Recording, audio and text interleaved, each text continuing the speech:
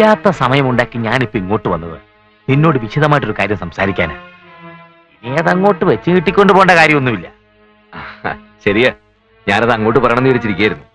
സുഗന്ധി എന്ത് പറഞ്ഞു അമ്മാവ? ഇത്തരം കാര്യങ്ങളെ പറ്റി അവളോട് അഭിപ്രായം ചോദിക്കേണ്ട കാര്യമൊന്നുമില്ല. ഞാൻ ഈ ചെയ്യുന്നൊക്കെ അവക്ക് വേണ്ടിട്ടല്ലേ. അവൾ എതിർപ്പൊന്നും പറയില്ല. ചായ റെഡി. ചൂട് ലേശം കുറവാ. അസല് ചായ, നല്ല കൈപ്പുണ്യം. ഈ തിരുവായ് മൊഴി മുദ്രപത്രത്തിൽ എഴുതി തരാവോ?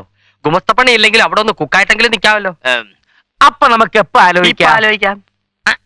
ഇവിടെ അത് അമ്മയും അപ്പൂപ്പനൊക്കെ ആയിട്ടൊന്ന് തീരുമാനിച്ചിട്ട്. ഇത്തരം കാര്യങ്ങളിൽ വൃദ്ധേനങ്ങളെ വലിച്ചരയ്ക്കണോ? നിനക്ക് വിരോധമില്ലെങ്കിൽ ഇന്ന് രാത്രി തന്നെ ആവാം. ഇന്ന് രാത്രിയോ? അതിന് ചില ഒരുക്കങ്ങളൊക്കെ ഇല്ലേ അമ്മാവ? പിടിപിടിന്ന് ചെയ്യേണ്ട കാര്യമാണോ? എന്തോന്നൊരുക്കം? ഒരു ലോറി പിടിക്കണം, 2-3 ചുമട്ടുകാരെയും വിളിക്കണം. ചുമട്ടുകാരോ?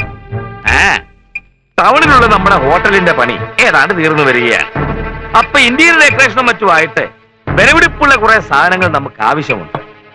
ഇവിടെ ഇതൊക്കെ ഉള്ളപ്പോ നമ്മൾ എന്തിനാ കാശ് കൊടുത്ത് പുറത്തുനിന്ന് മേടിക്കുന്നത്? അതെങ്ങനെ ശരിയാവും അമ്മാവ? എന്താ ശരിയാകാത്തത്?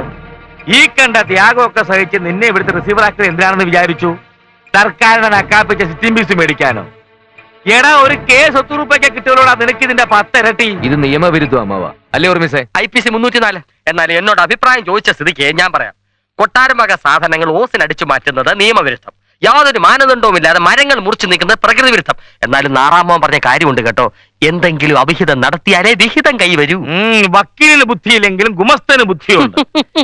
കിട്ടാവുന്ന അത്ര ഇവിടുന്ന് അടിച്ചു മാറ്റണം. ലേശം ബുദ്ധിമുട്ടുള്ള കാര്യം അമ്മാവ.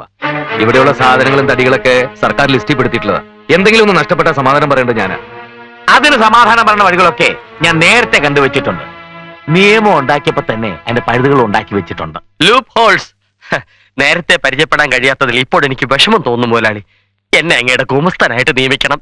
അതിന് ഞാൻ വക്കീലല്ലല്ലോ. വക്കീലല്ലെങ്കിലും സാധാരണ വക്കീലന്മാരെ പോലെ വെറും കീലല്ലല്ലോ.